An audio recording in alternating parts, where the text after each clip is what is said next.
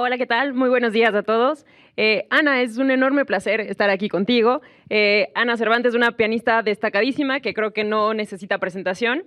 Entonces, bueno, como lo que nos importan son sus respuestas, yo creo que podemos dar inicio a esta charla, si te parece bien. Bueno, Ana, hemos empezado a reflexionar un poco sobre el lugar que tiene el intérprete, porque creo que en la historia hegemónica y occidental que solemos contar, el compositor y la obra es quien termina por tener toda la atención, pero justamente la música contemporánea ha abierto un espacio para el intérprete. En este sentido, ¿qué significa para ti ser intérprete de música contemporánea? Bueno, un poco como decía el maestro Ronald Solman, la música es la música. Y hay música que hoy se compone, pero, no hombre, Manuel Bach era música contemporánea en su momento. Entonces, yo desde esa perspectiva me siento parte de un continuum de siglos. Y, y por la otra mitad de la ecuación es estar aquí ahora viendo partituras que se terminaron con su barra doble hace una semana. Y esto es la música nueva y contemporánea, es la música de ahora, de nuestra época. Entonces, sí, no hay manera de negarlo. Hay una emoción y una sensación de estar cerca a la creación que es única, esa emoción, es maravillosa. ¿Tú crees que el intérprete tiene más representación en la música contemporánea de lo que tenía en otros siglos? No sé, no sé, yo sé, es algo que dijo el maestro Ronald, que yo siento muy, muy cerca a mí y a mí en mis actividades, que esa partitura, sea lo que sea gráfica, sea tradicional, sea lo que sea, esa partitura es el mensaje, en cierto sentido, que la compositora o el compositor nos deja dentro de un frasco en el mar, y es con esa partitura que tenemos que relacionarnos. Y como dice el maestro Ronald, en cierto sentido es algo muerto hasta que nosotros los despertamos. Entonces los intérpretes somos mágicos porque tenemos esa habilidad de despertar esas manchitas en la página y hacerlos reales sonoramente. En este sentido, justo que dices que su labor es hacer real ese sonido, también me lleva a preguntarte cómo vives la parte de la investigación para montar una obra. Yo creo que cualquier interpretación lleva implícita cierta investigación por parte del intérprete, pero creo que cuanto más la música contemporánea, y no solo por las técnicas que ahora se manejan, sino por cómo tenemos que conocer el estilo, al compositor. Entonces, ¿qué significa para ti? ¿Cómo haces una investigación al respecto de una obra para poder montarla? Es muy cierto, o sea, y es algo más multidimensional, se puede decir. Yo pensando a esas preguntas que me mandaste en los pasados 2 días, pensé mucho en nuestra responsabilidad como intérpretes de conocer de muchas cosas. Tenemos, como decía Ferruccio Busoni, ese monstruo de pianista y compositor, muy contemporáneo en su momento, decía que el verdadero virtuoso tiene que saber de todo, de historia, de filosofía, de poesía, de ciencia, de todo. Y eso es igual de vigente el día de hoy como en la época de Busoni, que hace 100 años aprox.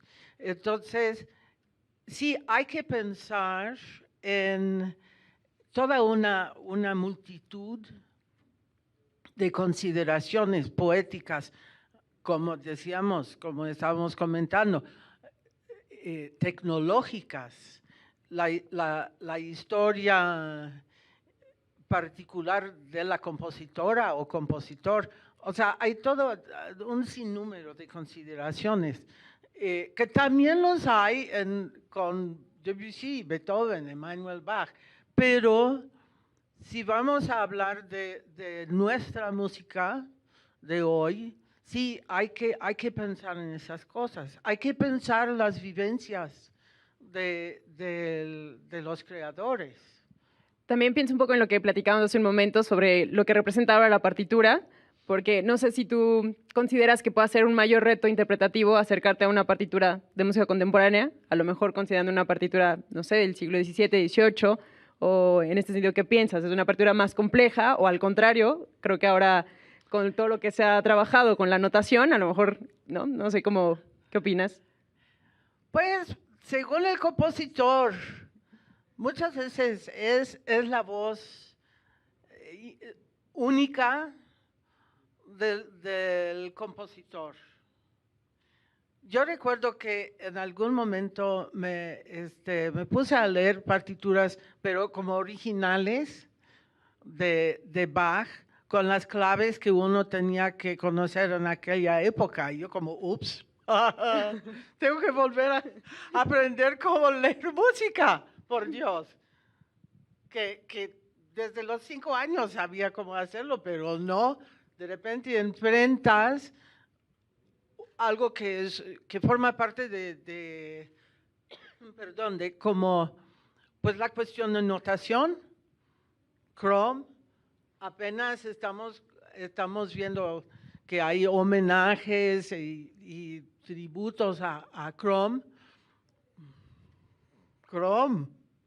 ¿no? Con esas partituras de que se burlaban mucho en su momento, pero no eran para burlarse, en realidad, pero sí implicaban, siguen implicando otra labor como de aprendizaje por parte nuestra, ¿sí?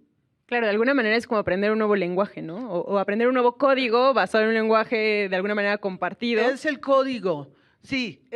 Yo creo que eso de la notación es muy buena palabra, Gladys, porque es como un código. Es igual como las claves de Bach de hace, ¿qué? 300 años.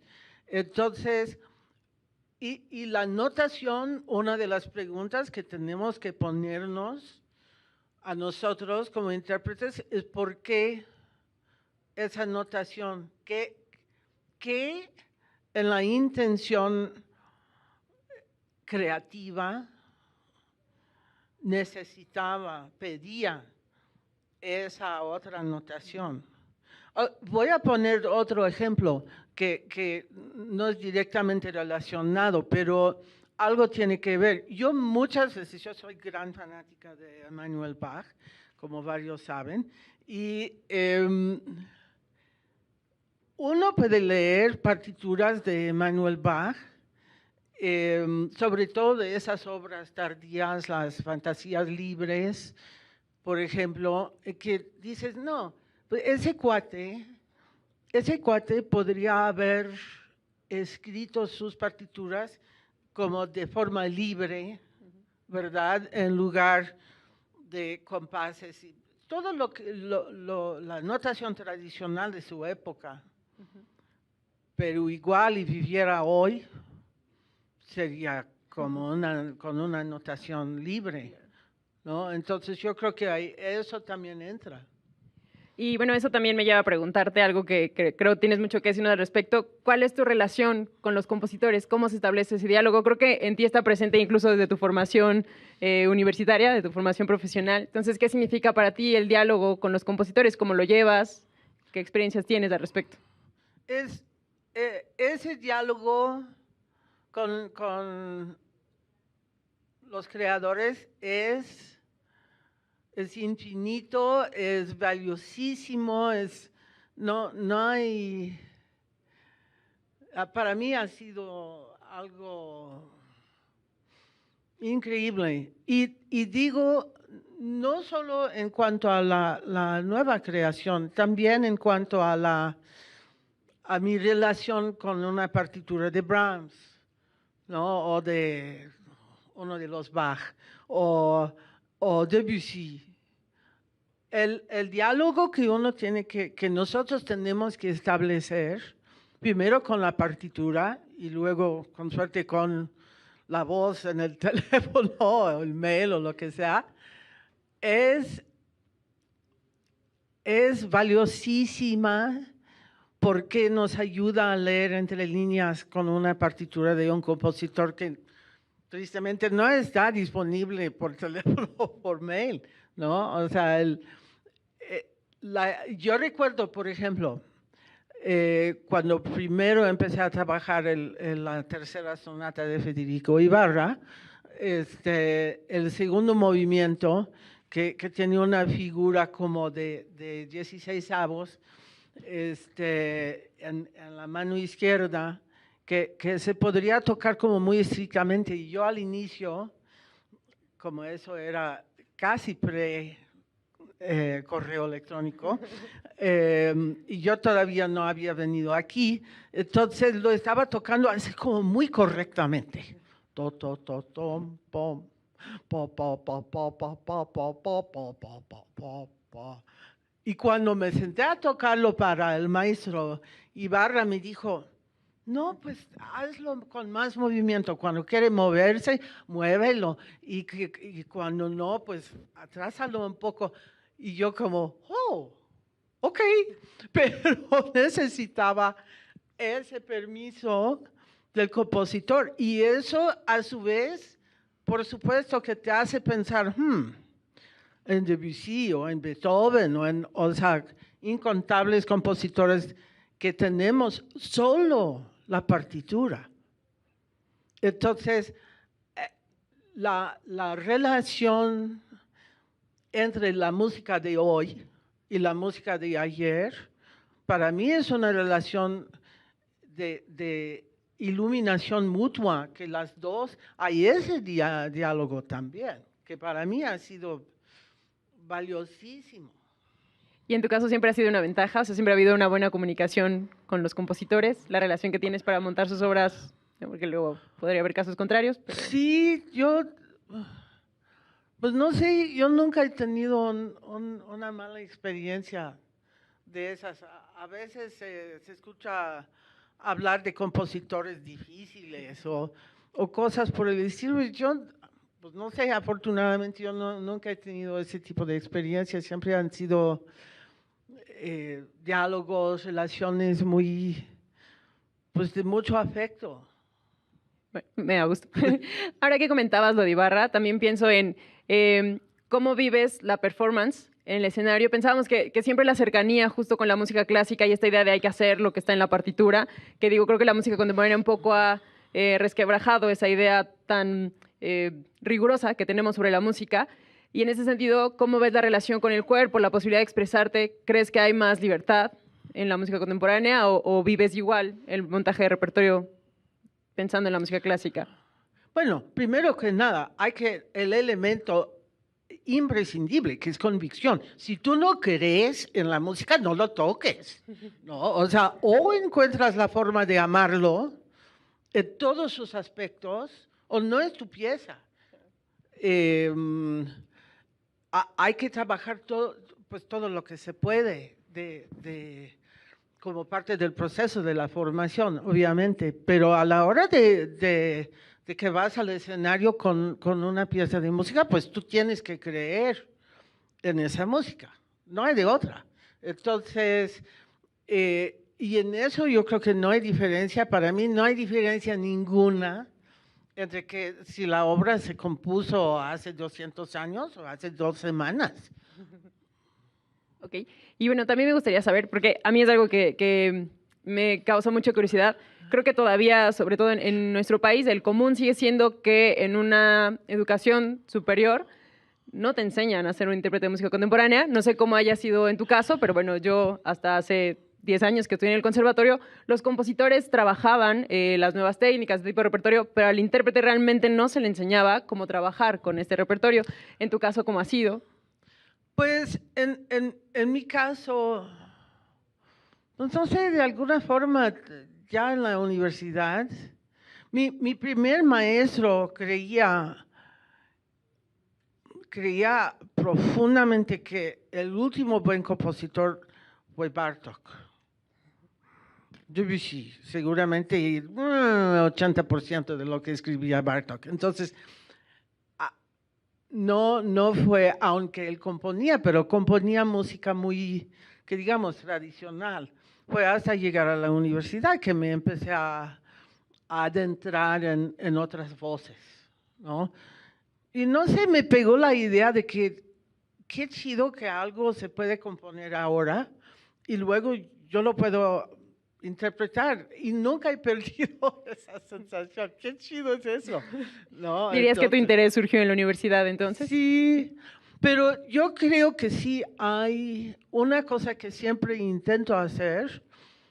Si doy un concierto o algo, siempre intento organizar que los programadores que organizan alguna, pues no necesariamente masterclass, pero alguna actividad con los alumnos y viendo exactamente lo que tú dices. Muchas veces intento organizar algo con jóvenes intérpretes y compositores, porque es muy cierto, todavía no siempre se hablan, no conviven. Todavía hay como una especie de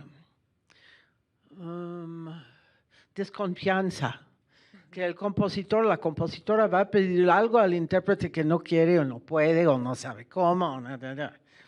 Y por parte, yo creo que un poco por parte de los compositores, el temor que el intérprete no sabe, no puede, no quiere, cosas, ¿no? Entonces, hay como una especie de danza de desconfianza y yo busco la forma de que dialoguen, de que convivan, de que hay un espacio en común entre los dos en lugar de esa desconfianza.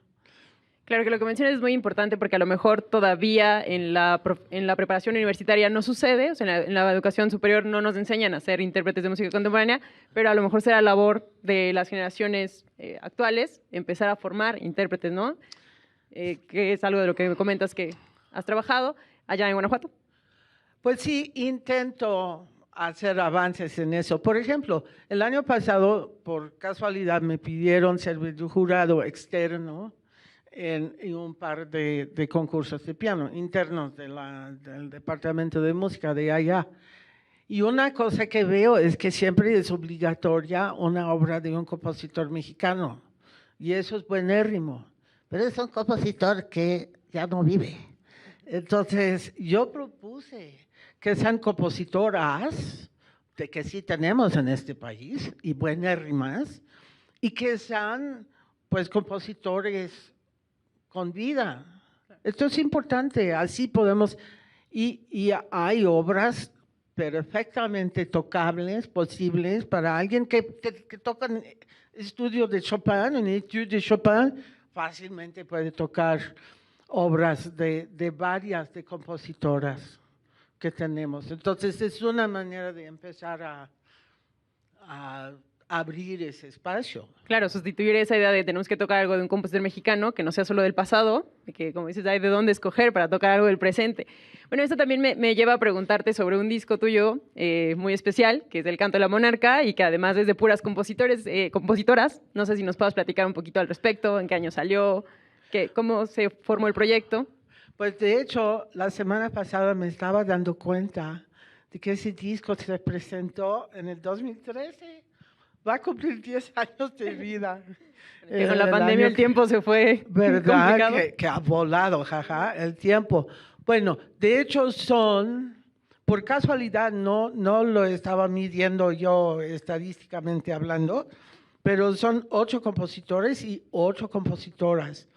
Y algunos de México y algunos, o sea, porque yo quería con ese proyecto, igual como en el anterior, que fue el homenaje a Rulfo, se puede decir, traducciones de Rulfo. En este caso, también yo no quise que fuera un diálogo de México con México. Yo quisiera que fuera pues un diálogo entre México y el mundo. Entonces hay compositores en canto de la monarca de Brasil, Colombia, Estados Unidos y España, además de México. Y bueno, pues sí, son varias mujeres de México, no mexicanas, sino que de México. Yo dije que podría ser una mujer de leyendas, una mujer, una figura histórica, una mujer ahora con vida o del pasado lejano, y lo dejé a cada compositor su elección de musa. Y sí, fue un abanico, algunos predecibles, obviamente, Malintzin, Sor Juana, Frida Kahlo sí, pero su casa, el plan arquitectónico de su casa es el plan arquitectónico de la pieza. Es una pieza sublime. María Sabina. Entonces, para mí eso todo fue una aventura en el sentido de que una vez más los compositores en mi vida me iluminaron mi vida, me expandieron los horizontes y bueno, muchas otras cosas más, pero bueno. ¿Y cómo surgió el nombre del disco? ¿Cómo? ¿El nombre del disco de dónde surgió? Híjole. No sé. La verdad, ahora no sé, fue uno de esos conjuntos lo consultas con la almohada y despiertas a las 4 de la mañana y dices, sí. Y no sabes cómo te vino, por eso lo consultas con la almohada, ¿verdad? O sea, implícito en eso es tu aceptación de cierto elemento de misterio. Y bueno, otro disco del que me gustaría platicar es justamente de tu primer disco, porque creo que refleja todo este pensamiento ecléctico y estas ideas que hemos estado abordando de cómo puede haber un continuo entre los compositores del pasado y los compositores contemporáneos. Entonces, bueno, no sé qué nos quieras platicar de tu primer disco. El primogénito amor de la danza, pues sí, porque empieza con Bird y termina con Piazzolla. Y el hilo común es la danza, porque casi todas las piezas en esa grabación tienen alguna relación amorosa con la danza. Pero es interesante que hayas encontrado ese hilo conductor a través Sí. de la danza en un compositor tan temprano como Bird y en un compositor contemporáneo como Piazzolla. Muy bien, bueno, teníamos una pregunta como de cierre, que queremos saber qué opinas. Ya un poco Raúl también se la platicaba a Roland. Y bueno, justo Alessandro Barico plantea estos dos panoramas. Por un lado, que pareciera que la música contemporánea no es precisamente un estilo intelectual o una aventura intelectual de la humanidad, sino una sofisticada patraña. ¿Cómo ves tú esto? ¿Qué tal te cae esta afirmación de Barico? La música de la música. Y como decíamos hace ratito, la música de hace 252 años era música contemporánea en su época, ¿no? Guste o no, porque a veces escuchas una obra que se compuso hace 6 meses y dicen, pues la verdad no me convence. Y eso es tu privilegio. No hay, o sea, nadie te dice, no tienes derecho a opinar sobre. No. Esto es irrisorio, no tiene caso. Además, lo que también dijo el maestro Ronald, si vamos a aceptar que tenemos ahora nueva creación, pues inevitablemente habrá algunas cosas que son buenérrimas, algunas cosas que eminentemente olvidar, no, La se van a dejamos pasar. olvidar. Y habrá muchas que, ok, no ofendía, pero tampoco te conmovió hasta las lágrimas. Y eso en la época de Beethoven, en la época de Debussy, en la época de todos esos grandes, también era el caso. O sea, entonces, no, en mi opinión, es 1000 veces más importante tener esa nueva creación con los riesgos creativos que implica. Eso es inevitable. No toda cuanta obra que se escribe va a ser una obra magistral. Acéptalo. 1000 veces mejor tener esa oportunidad, esa apertura de la nueva creación, que no, imagínense no tener eso. Eso sí que sería un desierto, un páramo. No, mucho mejor tenerlo. De ser posible, yo diría que me da lástima ese tipo de... Usted pobrecito, perdón, pero no, 1000 veces mejor tener un espacio para la creación. Bueno, y también como decíamos, bueno, comentaba en la charla anterior, un poco el tiempo juzgará también ese tipo de cosas, aunque luego al tiempo hay que sumar las contingencias, ¿no? Porque luego tenemos obras que en su tiempo pudieron haber sido muy famosas y que después por alguna razón pasan al olvido, pero bueno, tal vez en 20 años veremos, o 30, 40, podremos platicar de qué ha pasado con este repertorio.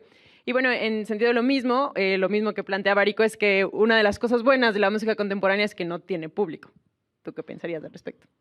Bueno, ambas cosas que tú comentas son responsabilidad de los intérpretes. Eso es una parte de mi quehacer que tomo absolutamente en serio.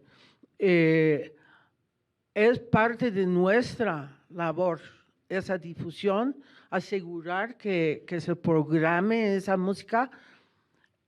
Yo sí he tocado música nueva en lugares como Nueva York y Bogotá y Madrid, pero también les he tocado esas obras para señoras pensionadas en Abasolo, Guanajuato. Y esto es parte medular, importantísima, de mi labor como intérprete. Porque lo que descubres cuando haces eso es que la conexión, la capacidad de conexión con la música es extraordinaria. Carpinteros, digo, señoras pensionadas, o sea, son personas que después del concierto vinieron y me dijeron, no, pues esa pieza del señor, ¿cómo se llama? Gutiérrez Heras, oh, cómo me conmovió. O sea, la capacidad humana para respuesta, la capacidad humana de corazón es infinita y debemos de tener la fe y la confianza en ello. Yo digo, como intérpretes, yo he tenido la buena fortuna de que mis públicos nunca me han decepcionado al respecto. Ahora, voy a agregar una cosa que creo que sí es importante. Muchas veces lo que yo hago a la hora de diseñar, y sí es diseño, un programa, es pues lo que llamamos el programa mixto, en que tenemos un poco la idea de ubicar, de situar a estas obras nuevas en un contexto histórico, bueno, no histórico, pero como parte de un continuum musical. Entonces, por ejemplo, el año pasado toqué en el nuevamente abierto Teatro Juárez, después de cuántos meses de encierro, y toqué 3 obras del repertorio junto con 3 obras de Monarca. Toqué Emanuel Bach, toqué Brahms del 118 y toqué Debussy. y de Monarca toqué Anne LeBaron de Estados Unidos, Silvia Berg de Brasil y Horacio Uribe de México. Y el hilo en común, en cierto sentido, lo estableció Emanuel Bach al mero inicio del programa, porque Bach, en su increíble tratado, su escrito tan sabio y bello sobre la interpretación,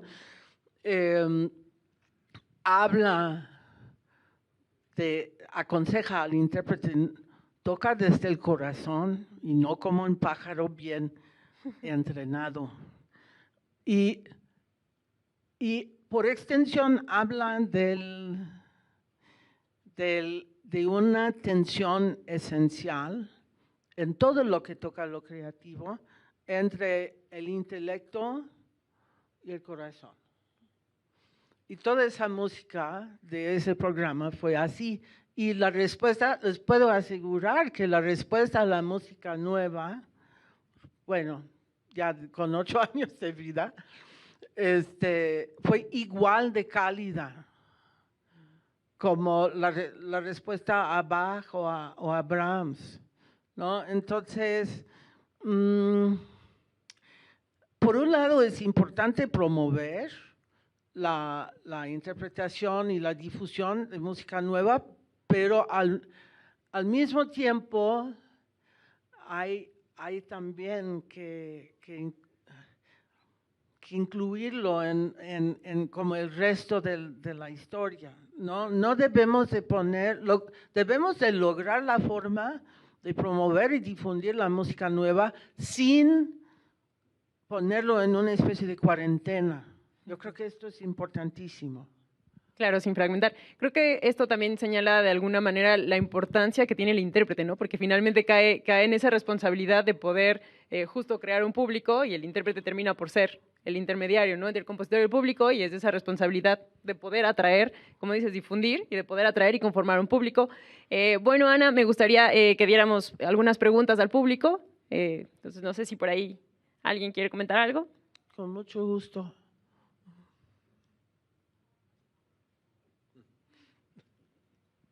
Luis Jaime. Sí, gracias.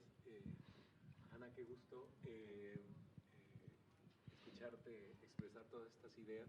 Tengo una curiosidad muy especial al escuchar tus discos, tus grabaciones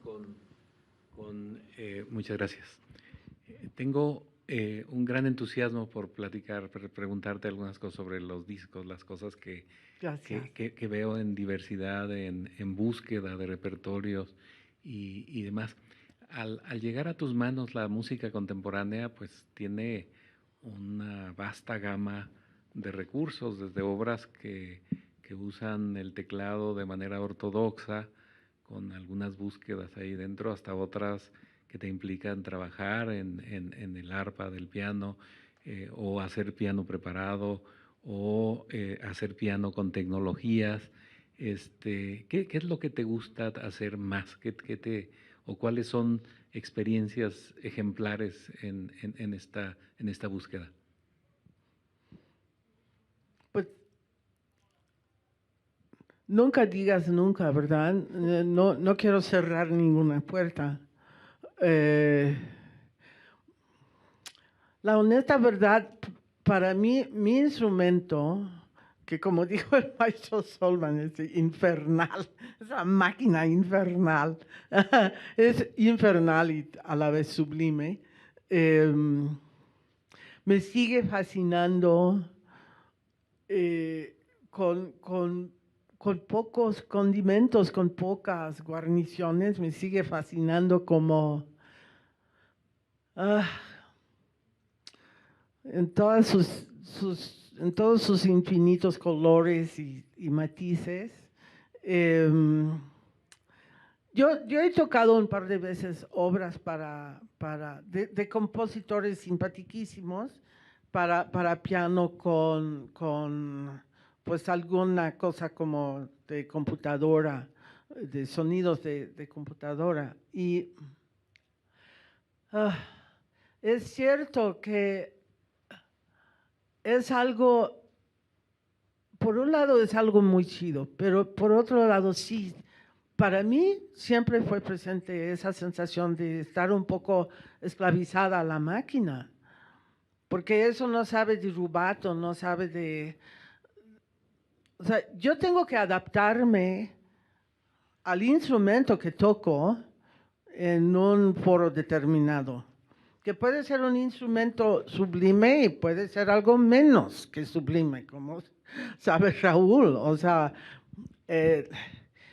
y nunca sabes, entonces te tienes que adaptar a eso. Luego te tienes que adaptar al foro cuya acústica va a cambiar dependiendo del número de cuerpos en el foro. Y bueno, toda una serie de cosas. Entonces, mi tempo puede variar tantito, o la cantidad de pedal que pongo, según la humedad, ¿no? Entonces, tenemos que tener esa flexibilidad. Por eso es muy importante nuestro pilates y nuestro yoga y todo para mantener flexibilidad. Entonces, pues no sé, voy a sonar como terriblemente reaccionaria, pero con lo que me da mi instrumento ahora, yo estoy muy contenta, no pido más. Muchas gracias, Ana. No sé si haya alguna otra pregunta por parte del público. ¿No? Bueno, Ana, pues ha sido un enorme gusto conocerte, tenerte por acá. Y espero que la Ciudad de México te trate bien. El gusto ha sido mío enteramente y muchas gracias. Gracias, Ana.